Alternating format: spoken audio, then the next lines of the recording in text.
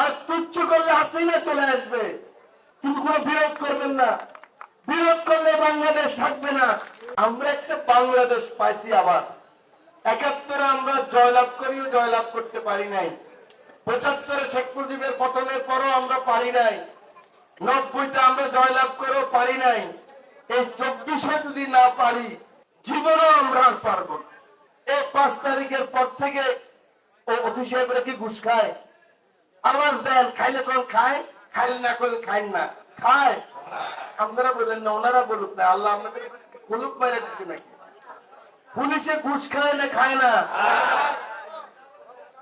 তহসিলদার ঘুষ খায় না খায় না? ইউনো অফিসে ঘুষ খায় না খায় না? তো তাহলে কিসের ভোট, কিসের এমপি হবো আমরা? একটু আগে বললেন জামাতের লোকে ভোট দিব, বিএনপির লোকে ভোট দিব।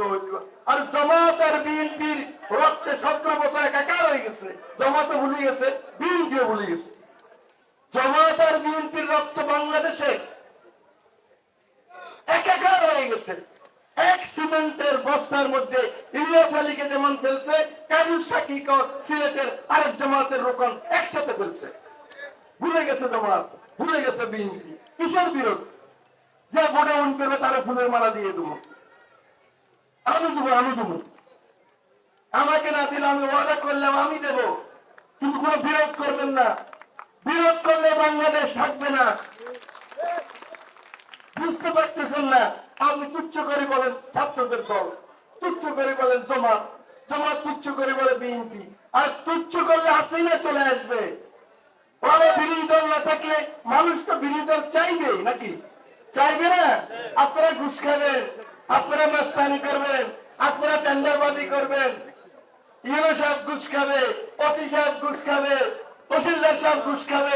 মানুষ কি বসে দেখবে নাকি? মানুষ তো তার প্রতিবাদ করবে। তো প্রতিবাদ করলে বিরোধী দল লাগবে না?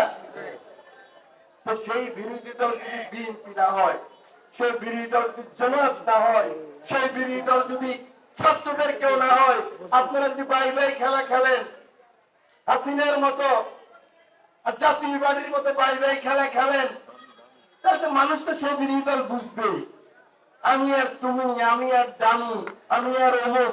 মানুষ কি বোকা নাকি? অতএব সিদ্ধান্ত গ্রহণ করতে হবে আমরা কেমন বাংলাদেশ চাই। সিদ্ধান্ত গ্রহণ করতে হবে, একসাথে আসতে হবে। আপনি এমপি হলে আপনি কি করতে পারবেন? কি আপনার পলিসি? ঘুষ কেমনে বন্ধ করবেন? অফির ঘুষ কেমনে বন্ধ করবেন? রাজনৈতিক কর্মীর ঘুষ কেমনে বন্ধ করবেন? মানুষের কাছে বলতে হবে, মানুষ তার উপর রেটিং করবে।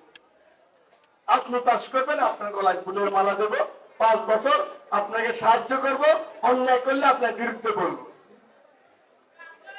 আমি পাস করলে আমাকে আপনি সাহায্য করবেন, অন্যায় করলে বিরোধী বলবেন। এটাই হলো গণতন্ত্র। এই গণতন্ত্রের জন্যই 24-এ আমাদের ছেলেরা, শ্রমিক, ছাত্র, বড় মানুষ, ডাক্তার, ইঞ্জিনিয়ার, হিন্দু, মুসলমান একসাথে জীবন দিচ্ছে। এটা আমাদেরকে মনে রাখতে হবে।